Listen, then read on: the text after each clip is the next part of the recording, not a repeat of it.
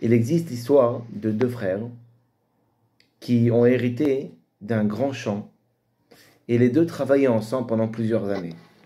Un jour, l'un des deux frères qui avait réussi sa vie, qui était marié, avait des enfants, alors que l'autre n'était pas encore marié, se mit à réfléchir et se dit: moi j'ai bâti ma maison, mon foyer, j'ai éduqué mes enfants, Baruch Hashem, j'ai une bonne situation alors que mon frère n'a rien encore.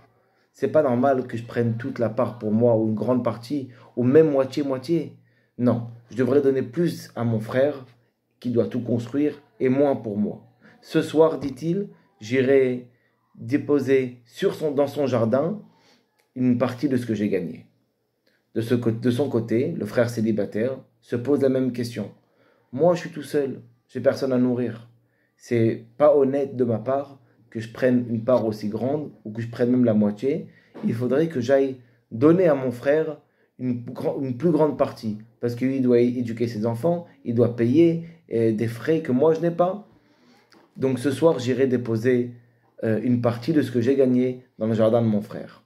Et le soir même, les deux sortent de leur maison et il se passe l'impensable. Les deux se rencontrent en plein milieu et là ils se regardent, l'un regarde l'autre et l'un regarde le cadeau que vient faire à l'autre et ils se mettent les deux à pleurer et à s'embrasser et à s'enlacer.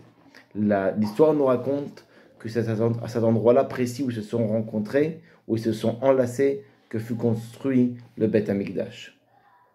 Effectivement, on parle d'union dans le peuple juif. Tu aimeras ton prochain comme toi-même, la Torah nous dit, et Rabbi Akiva commente, c'est la base de la Torah. Aimer son prochain comme soi-même, c'est la base de la Torah.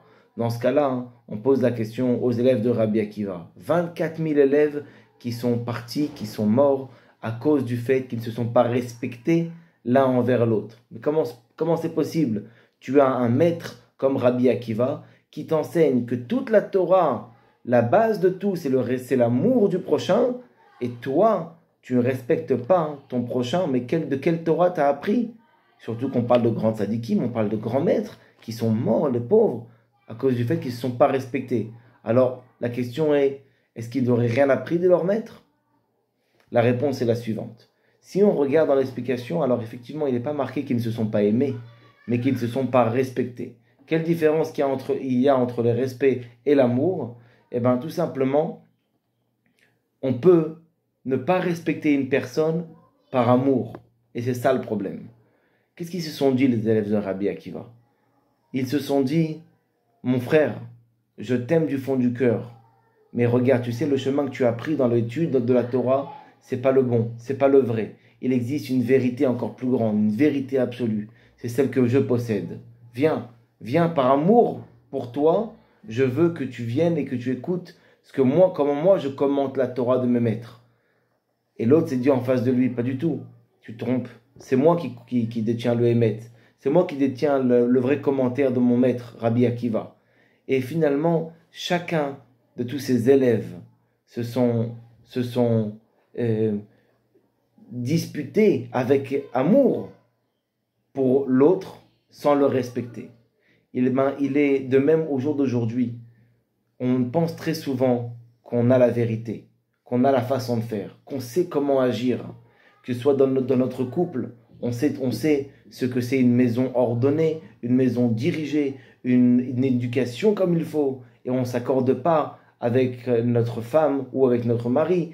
Et pareil dans l'étude de la Torah, on pense qu'on a la vérité absolue, que le Hémet est dans ma vision de la religion, ou l'autre va penser non, c'est dans ma vision à moi, et chacun va, par amour encore une fois, vouloir influencer l'autre en pensant avoir et connaître et posséder la vérité absolue. Et ça, c'est une erreur à ne pas faire. La Torah est vaste, la Torah est grande, la vision des gens est différente. On n'a pas une vision objective de chaque situation. Chaque personne voit une situation, un mariage, une éducation de façon différente. Et quand nous, on veut imposer notre émet, finalement, ce n'est pas une forme d'amour. C'est l'amour que on l'a que pour nous dans un cas comme ça. On s'aime à nous et on veut que l'autre fasse comme nous. Mais il faut commencer à aimer l'autre et à accepter que l'autre est différent et que l'autre pense différemment. Et que quand on va multiplier, renforcer cette notion d'unité dans le peuple juif, on méritera, Bezrat Hashem, l'union avec Akadosh Baruch Hu dans la Géoula véritable et complète. Bimera, Be'amenu, Amen.